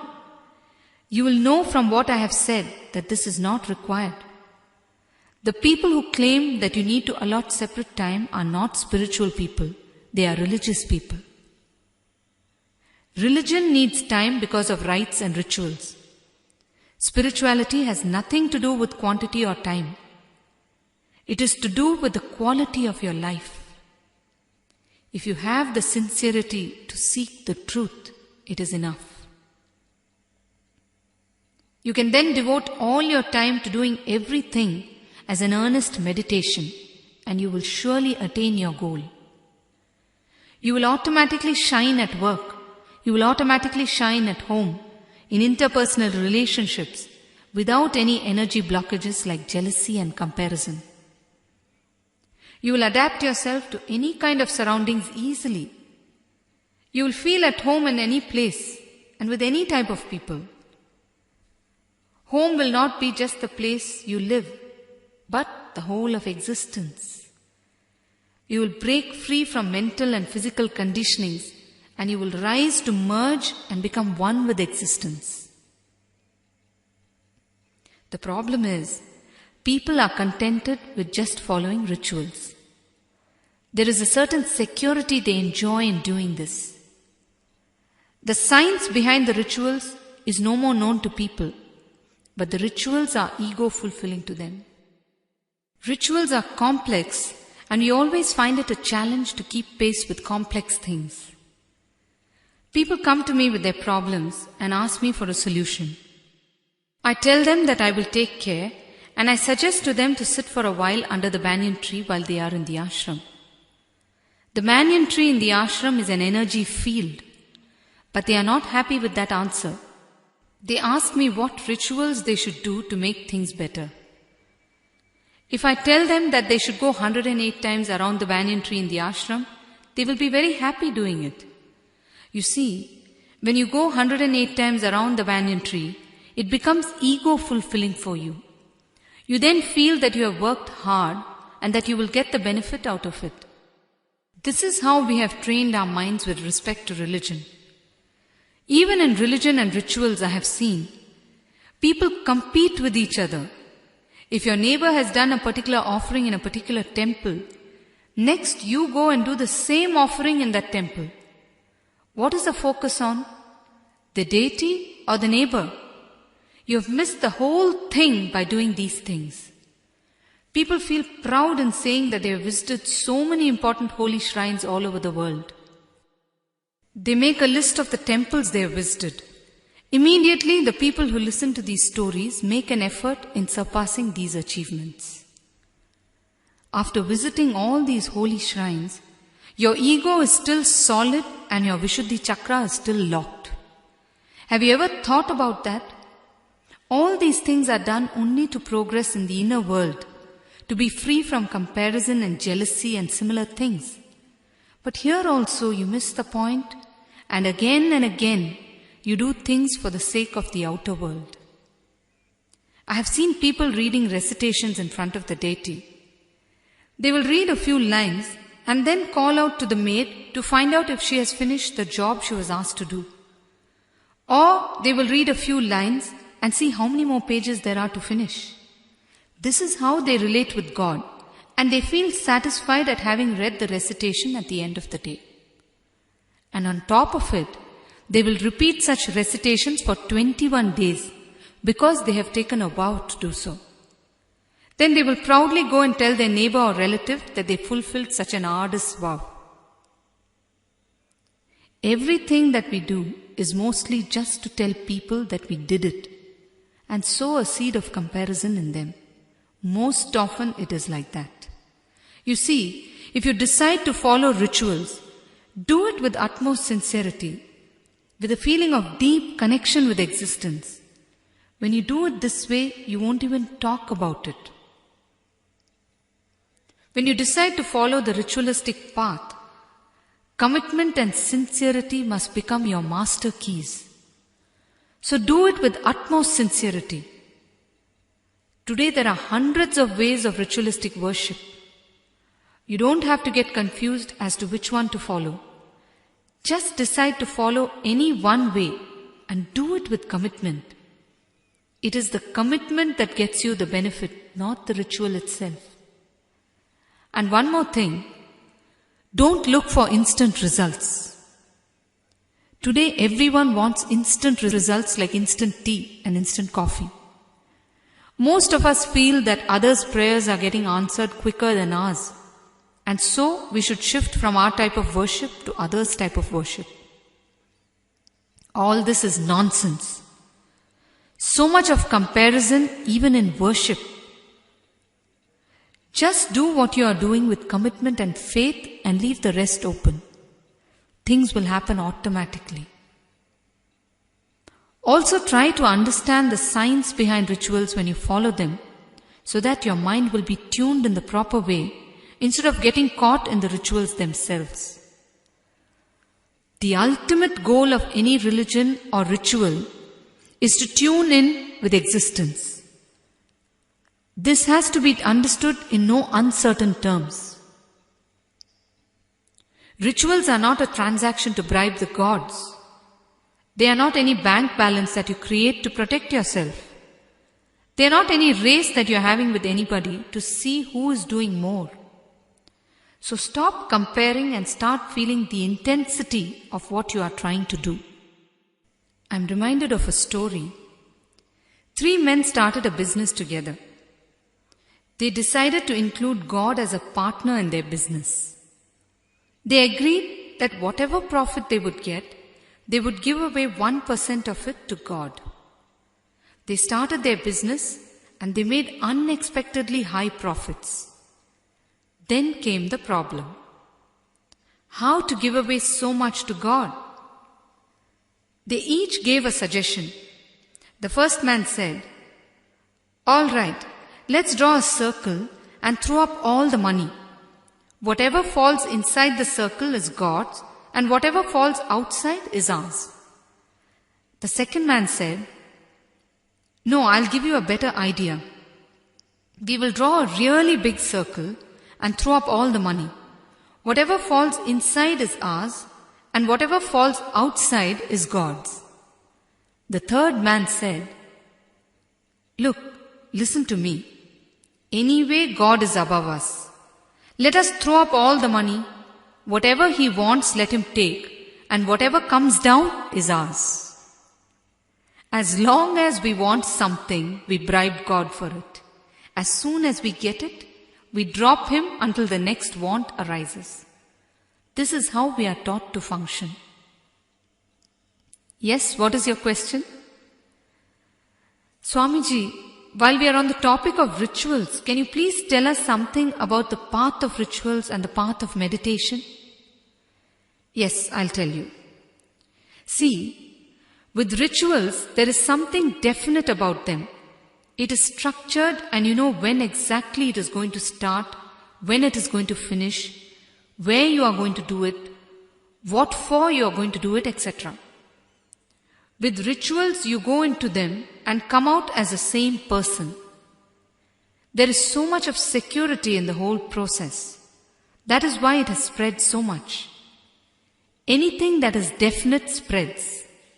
But what happens in meditation? First of all, meditation seems too simple to produce any benefits when compared to rituals. People always ask me why I do rituals at the ashram. I tell them, if I tell people to simply come to the ashram and sit under the banyan tree and meditate, which is actually enough, will they listen? If I did not have the Dakshinamurti idol and the Nataraja idol, if they did not see these idols there, Would they just come to see open space and a banyan tree? Probably only I will be sitting under the banyan tree and meditating. To make people take the first steps towards their inner journey, I have to show them some of the complications that exist in their minds. Else I cannot lure them to it. I have to talk in their language. They will be so happy to see the Dakshinamurti idol under the banyan tree, although they will be blissfully unaware of the energy field that is actually around the banyan tree, even in the absence of the idol. This banyan tree is live energy. Its silence is a vibrating silence. It is enough if you just sit under it in a meditative mood. You don't have to do anything complicated. Every leaf and twig here talks to me. See, when you continue to worship idols, you have to become more and more aware of the tremendous presence of existence that you are trying to connect with through the idol. Then you will automatically start seeing God everywhere. You will understand that it is not just the idol, but the whole of creation that is pregnant with the presence of God. Then you can start relating with the whole of existence. With meditation, if you go into meditation with sincerity, the outcome is not definite. A personality change may happen. You may emerge as a different person. This is seen as a great risk. It is like taking a gamble. Transformation starts happening.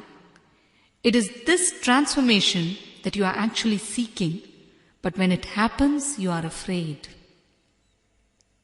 You feel comfortable in the security of your rituals. And rituals become a part of your everyday routine. They become a part of the dead circuit that you are following. Somehow they give you the satisfaction and you remain where you are. With meditation, your ideology is shaken a bit and you start feeling scared.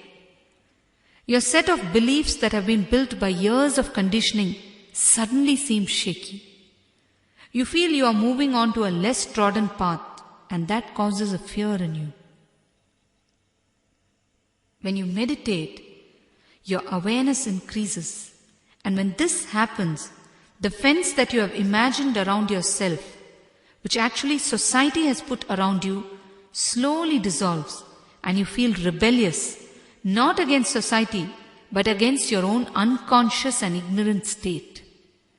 This rebellion causes you to probe more into the cause of it, and it opens out further avenues for you. This is how you move deeper and deeper into a space that you have never entered before. A space which society does not even know. A space that society is wary of. A space that has all along been inside you but locked. A space for which you have been searching a key to unlock, but you are blissfully unaware of, not just in this life, but in many lives before. When you have found this space, you have arrived. It is like this. A cow is tied to a rope and given a few meters of radius to move around. It moves around and becomes aware and mature through its intelligence. Then the rope is loosened a little, giving it a few more meters of radius. It goes further around and becomes more intelligent, and then it is given still more length of rope to wander. Depending on the cow's growing intelligence and consciousness, it is let free at some point in time. The same thing happens in man.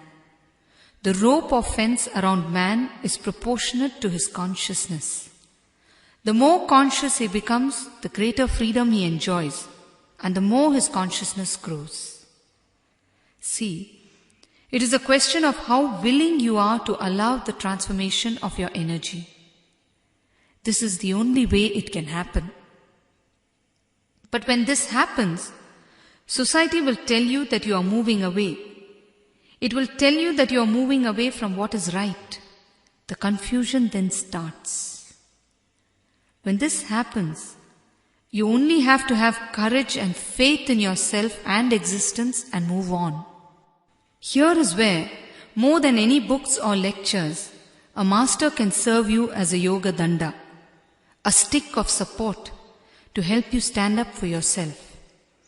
Every time you feel beaten by society in your path of spirituality, when you feel you are against the majority, the master will pull you up in his own way and tell you to move on.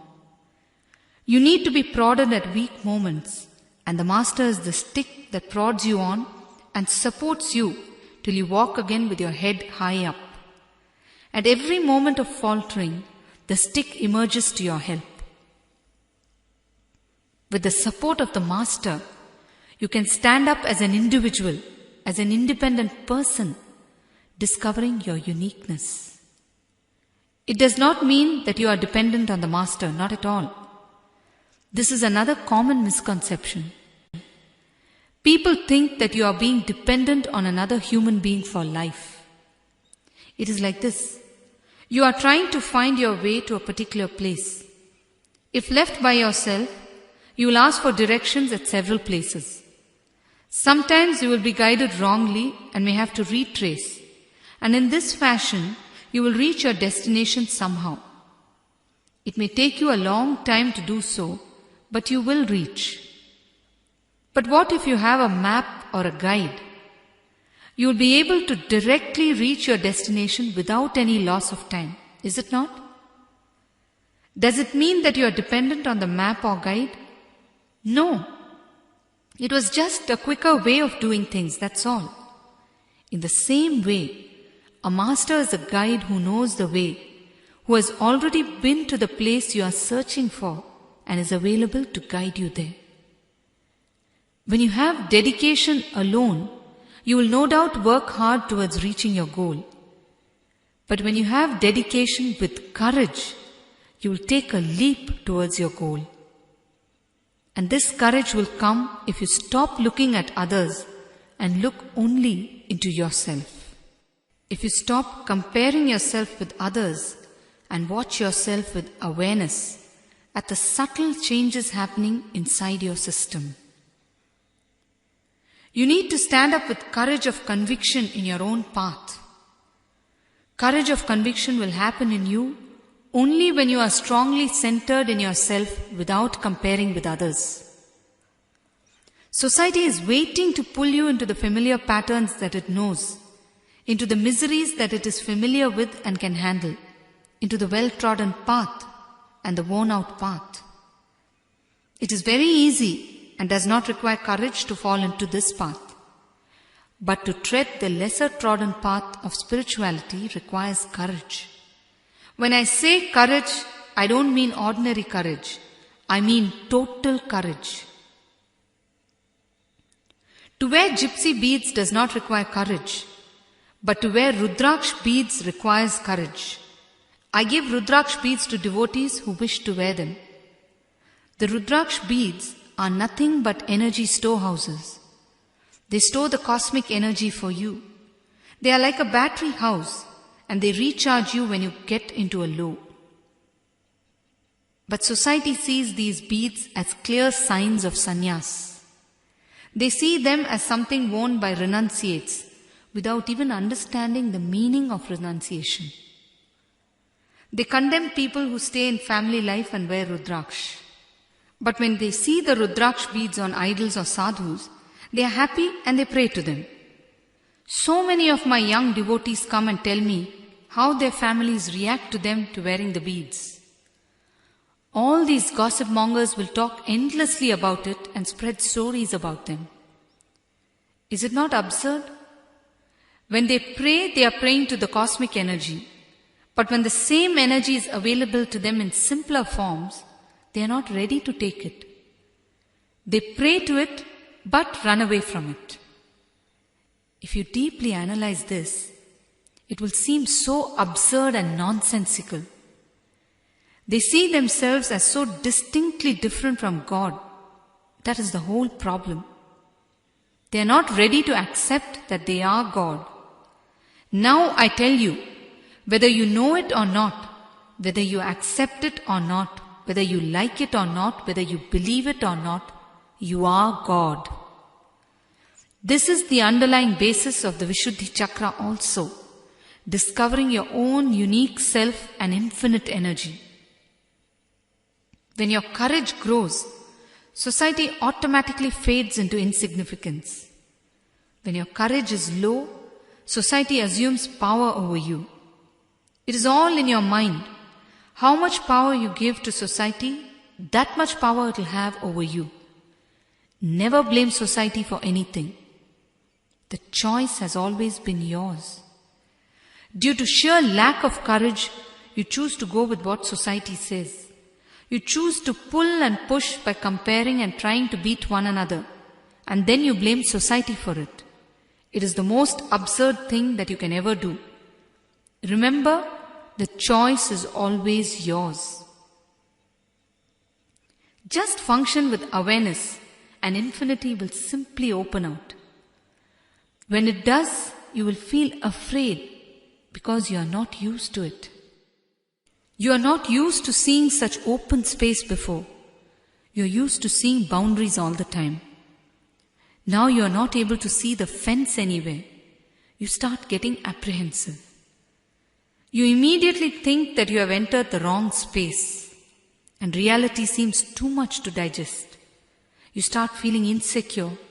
You start feeling like going back to the warmth of your past beliefs and illusions. You feel you have made a big mistake by not listening to society when it told you that you were going on the wrong path. You start doubting, and then doubting the doubts as well. Life suddenly seems shaky. You don't know where you are heading. You feel like a lonely child left in the middle of a desert.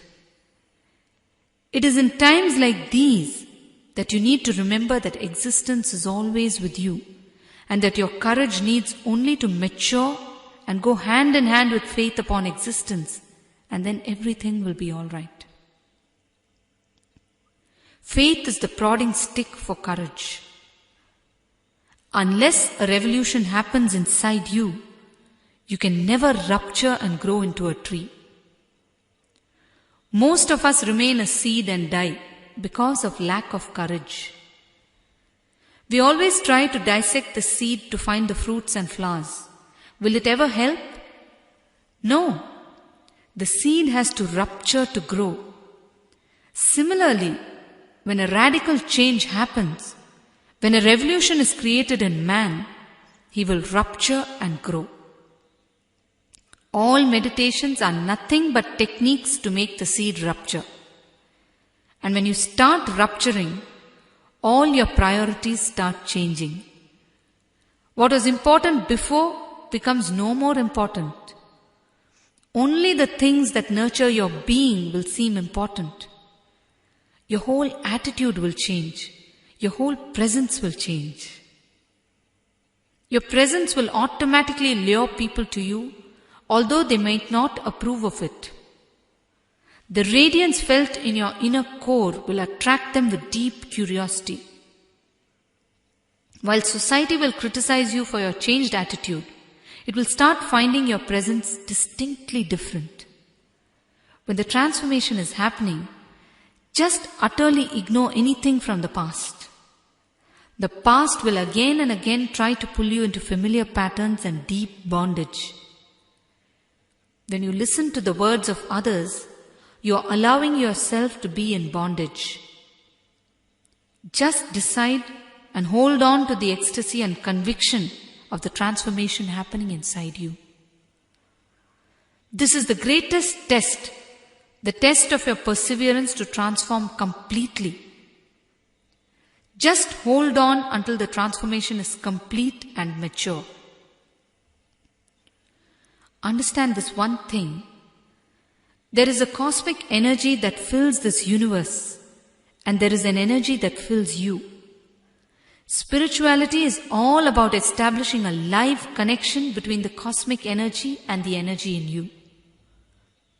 When your individual consciousness merges with the universal consciousness, you become enlightened. Just a desire to get enlightened will not do. It needs to be a conscious decision. See, ordinary desires are nothing but greed.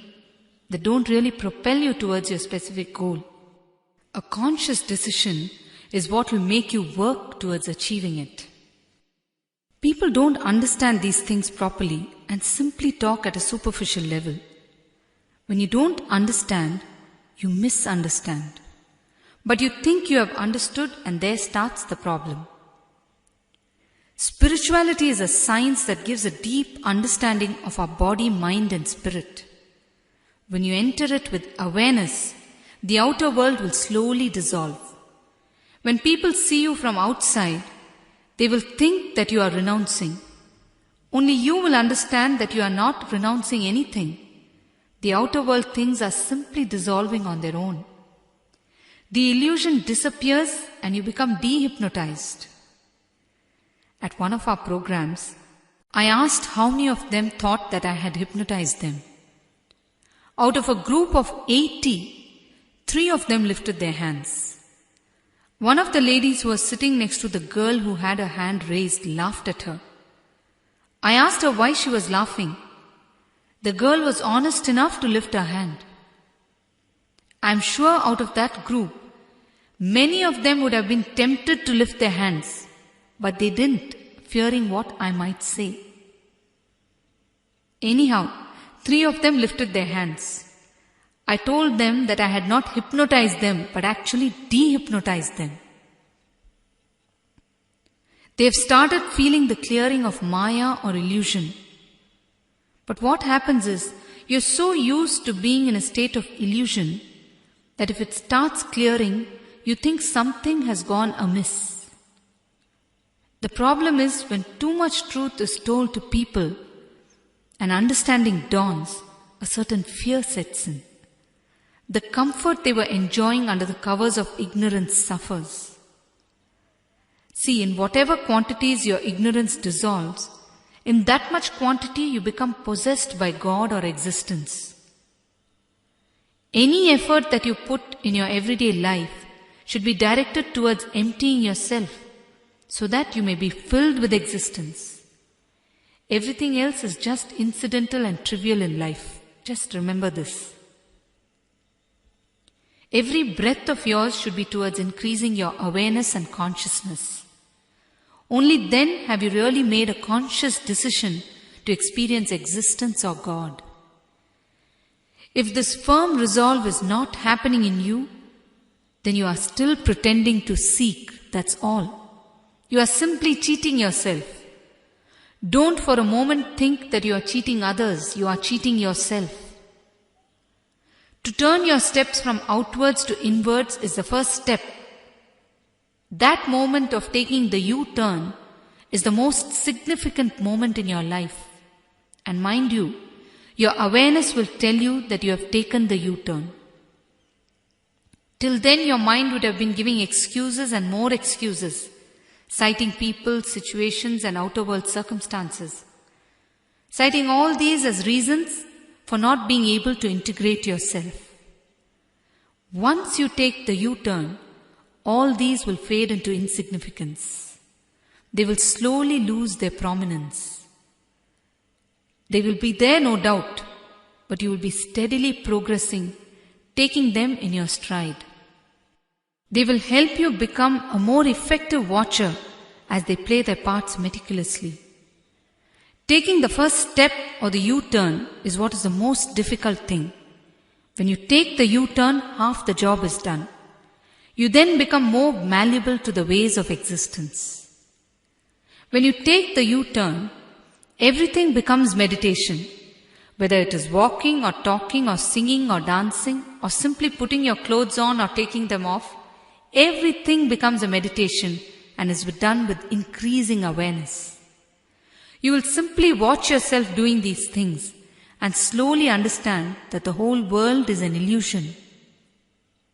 When you take your first step inwards, you have in effect taken a leap, because the first step is the real leap. Until then, you only philosophize. You convince yourself and others that you are seeking, and you get more confused with lesser determination day by day.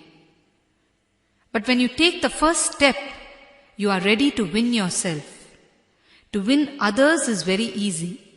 Just a few weapons or use your tongue and simply tear them apart. That's enough. But to win yourself takes real courage. This Vishuddhi Chakra is all about winning yourself. When you look inwards, you are ready to win yourself. Of course, when you are on the path inwards, there might not be anything tangible to the people around you in what you are doing. Only you will know that everything is happening inside and not outside. Only you will be aware of the revolution that is happening inside you. Only you will be able to tell the growing intelligence inside you. People around you will not be able to understand the experiences that you are enjoying. I tell you, never try to convince anyone that you are evolving inside. You may share your experiences with your spiritual friends who will be able to match your wavelength of thinking. But if you try to share these experiences with other people who are blissfully oblivious to the inner journeys, you will land up in deep misery. Just let the experiences happen in you. Neither hold on to them nor run behind them. Allow them to work like steam on you so that you may fully ripen. If you hold on to them, you will stagnate at some point and miss the whole thing. Remember that all these experiences are telltale signs that you are well on your journey inwards. They are like signboards that you see on the roads. Do you cling on to the signboards and say that the destination has been reached? No. So don't cling on to them. Move on to your destination. A total commitment and determination is needed, and this will come automatically to you when you are ready. When you are ready to drop your mind, that is society, and live with your heart. When you are ready to stop pointing fingers at others and point to yourself, come what may. When you understand experientially that your mind is societal and your heart is natural. And one more thing, when people ask you for proof of your experiences, just understand that there is no need to prove to them. Your experiences are so intimate and personal to you that you will not be able to effectively share it with the other person. In fact, if you share it, you will be bringing down the whole experience. The other person may not be willing to believe what you are saying. They may tell you that you are deluding yourself, or they may want you to explain the whole thing logically. Logic cannot explain these experiences. God is beyond logic. If logic can explain God, then logic has to be superior to God. But that is not the case. So just relax and allow the experiences to happen to you. When anyone questions you, have the maturity to smile and just move on. A smile can convey more effectively what you can't in so many words. Great enlightened masters have experienced such tremendous joy in communion with existence. People ask me to narrate my experiences. But I tell you, it is all so personal and intimate that I cannot explain it to you in words. I can guide you. I can show you the way, the path for you to experience. But the moment I start explaining, it will become mundane. But one thing, I can give you the highest assurance that you will experience if you have the fire within you. The promise given by a master is enough energy for you to achieve. Just understand that the joy you experience has no reason. People are bound to think that you are mad when they see you joyful without a reason, because they know only cause and effect relationships, even in the context of joy. According to them, only an outside cause can cause joy inside you. I am telling you all these things now in reply to your question about meditation and spirituality. You may think that we are moving away from the main subject. No, this chakra, the Vishuddhi Chakra, is all about expanding yourself, about discovering your own unique self with total awareness and understanding of the fact that there is no scope for comparison and jealousy in life. Just take in whatever I have told you and allow the energy behind it to transform you. I tell you, miracles can happen inside you. It will change the whole quality of your being. All right. Now from all that we have discussed, you have understood that comparison and jealousy are non-entities and don't have any actual relevance to you at all. Now let me try to explain some more on the Vishuddhi Chakra and the energy house that is in it. We have 3 layers of energy in us. The first layer of energy is from our mind, and it is this that we use for our day-to-day activities from morning till night. Once this energy expends, you start feeling tired and irritated if you are given more work to do. The second layer of energy is the emergency layer. It is the energy that arises from your emotions. At the time of emergency, this energy opens out. Say for example, you are walking on the road. If a dog chases you, the fear emotion surfaces, and what do? You run much faster than the fastest you can run under normal conditions, is it not? Even if you are dead tired, even if you are unable to move a limb, if suddenly a dog chases you, you will run with a different kind of energy. This is the emergency energy that arises out of emotion. The third layer energy is the being level energy. This is an infinite source of energy within you which you don't use at all. This energy layer can be opened and experienced by deep meditation. Whether you accept it or not, you are in connection with all these 3 layers of energies. This Vishuddhi Chakra holds in it the key to these higher level energies.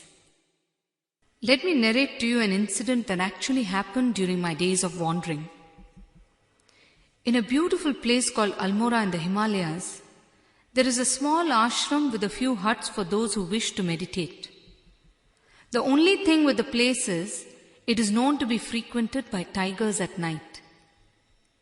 I was there for a short while during my days of wandering. I used to meditate for long hours over there.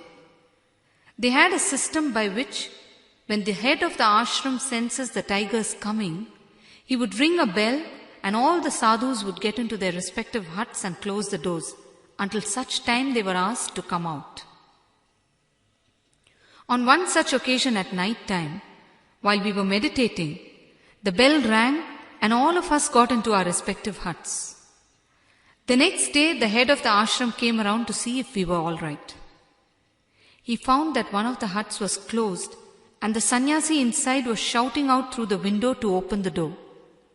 We all ran to the hut and we tried opening the door, but we couldn't open it.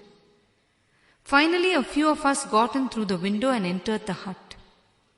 To our surprise, we found that he had placed a big grinding stone against the door so that the tiger won't be able to push its way through.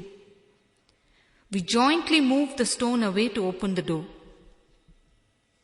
It suddenly struck us how the man might have moved the stone single-handedly against the door in the first place. We asked him how he had moved it. He replied, "Moved it? I simply lifted it and placed it." When he heard the call of the tiger, he simply lifted the stone to place it against the door, that's all. This is exactly what I mean by the emergency layer energy. Under normal circumstances, the same man would not have been able to lift the same stone. Do you understand? Even after the incident, once the emergency was over, he himself was unable to lift it away from the door. Out of fear or greed, the second level energy opens. For example, if there is an important meeting, do you feel tired? No, you will be alive and fresh. The desire or greed to attend the meeting will keep you in an energized condition. The Vishuddhi Chakra is the door through which all these layers of energy can be opened out, but you are not aware of it because you have not used these layers effectively in a long time. It is like this. In all harbors, there is a place called a boat jetty where the boats are kept. It is commonly said that if the boat is kept in the jetty for long without sailing, It forgets that it belongs to the water. In the same way, because you have not used the third layer of energy for a long time, you forget that you belong to it or it belongs to you. Meditation can open out this third level energy for you. If you keep this chakra in a cleansed condition, you can scale great heights in the outer world and great depths in the inner world. When you have low self-esteem or jealousy, this chakra is locked. Low self-esteem is a passive manifestation of jealousy, that's all. Jealousy is active, while low self-esteem is passive. Both are a result of comparison. With low self-esteem, you feel you are no good and you resign yourself to it. In jealousy, you are unable to bear it and you start reacting. That is the basic difference. Understand one thing. Any self-esteem that you have about yourself that indicates to you that you are lesser than God is low self-esteem. Because you are God. That is why I say there is no scope to compare yourself with anyone else. You need to experience the second and third layers of energy hidden in this chakra in order to understand the infinite potential that is lying hidden in you. This chakra is really the seat of energy for us. When we concentrate on it, we will be able to feel the energy radiating from it. In the Himalayas, when I used to wander, so many miles I used to cover by foot. I used to start walking at a slow pace, concentrating on my Vishuddhi chakra. Slowly I would pick up speed concentrating on the chakra and walk effortlessly. After a certain point, my body would start moving with a swinging pace and I would be just a watcher. I would cover many miles together in this fashion. All the food that you take or exercise that you do helps only the first layer of energy. Food alone does not give you energy. It is a common misconception that only food gives you energy. Food is one source of energy, that's all. Yogis in Tibet do not eat at all. They simply drink water out of the shell of a bilwa fruit. I lived like that for 6 months in the Himalayas. I got the energy from the sun, from the water while taking my bath, from the air while breathing. These are all yogic methods. Tapasya is the penance you do for enlightenment throughout your life.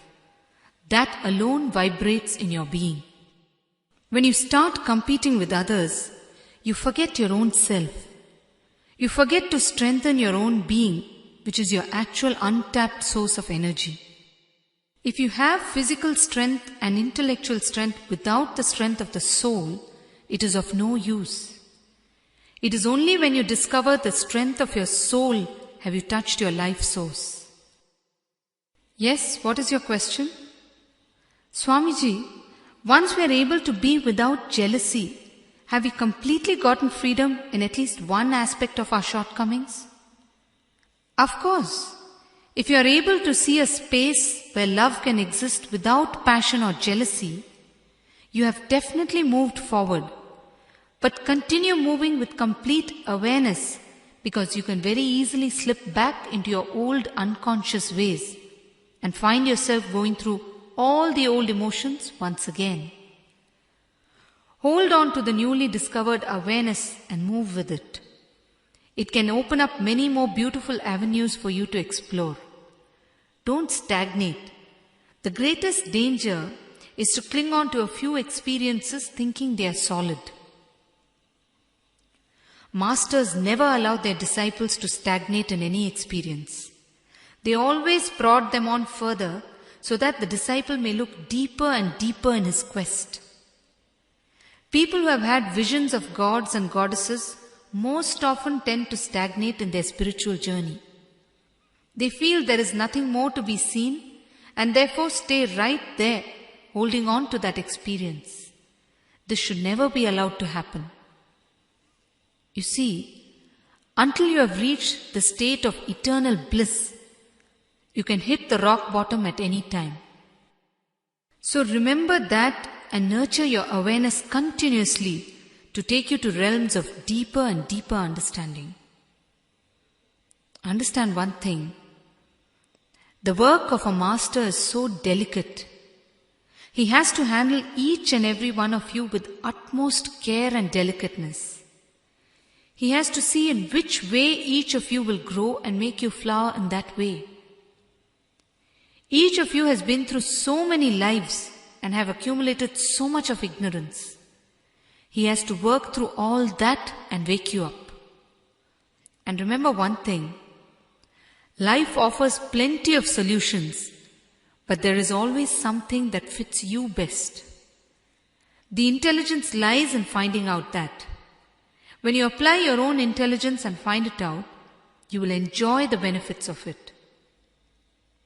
Whereas, if you start looking at others and start applying their solutions to yourself, you will lose track of where you stand. A small story.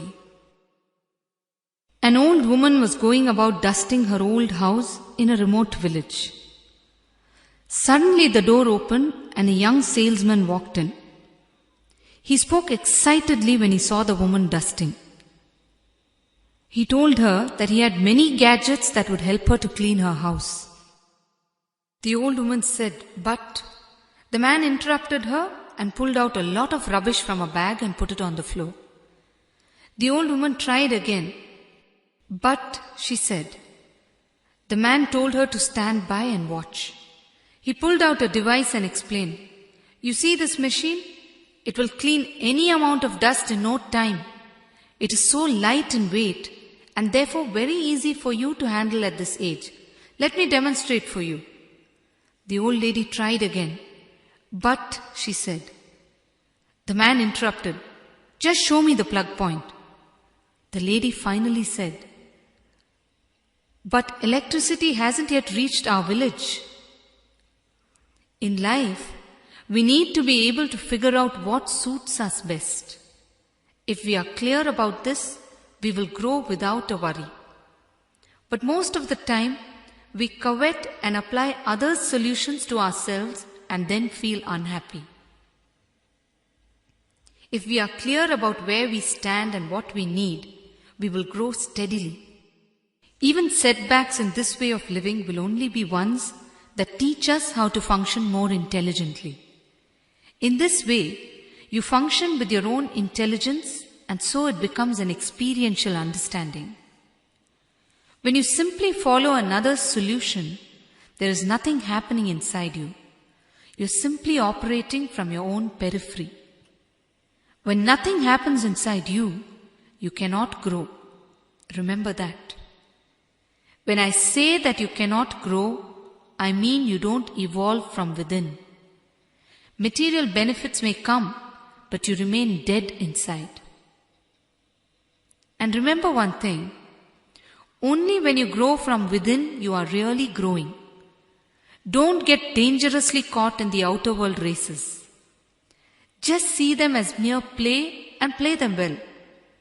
Material benefits are needed for survival, but all these should remain in the periphery. Your inner core should grow steadily. It is this that will guide you in your play outside. When you learn to tap your own intelligence, you will see how irrelevant it becomes to be looking at another's progress or activities. You will see the absurdity of the whole thing. As your intelligence grows, you will understand that each one has to run his own race and not against each other. The real race is towards discovering your infinite intelligence. Where is the scope for comparison to come in? The process of discovering your infinite intelligence is what life is all about. That is why I always say, life is the path and not any goal. As your intelligence grows, you will become more joyful and you will be able to play the game of life more effectively. So stop comparing and start discovering. Start discovering the source of your real growth. The Vishuddhi Chakra is the seat of higher creativity. When the energy of this chakra is unlocked, you will see that a tremendous flow of creativity becomes available to you. When you change the quality of your being, naturally the quality of your doing also changes.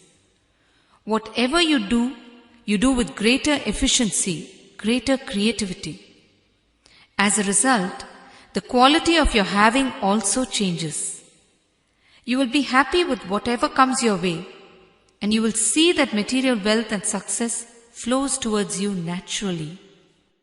So drop comparison and return to your being and discover eternal bliss or Nithyananda.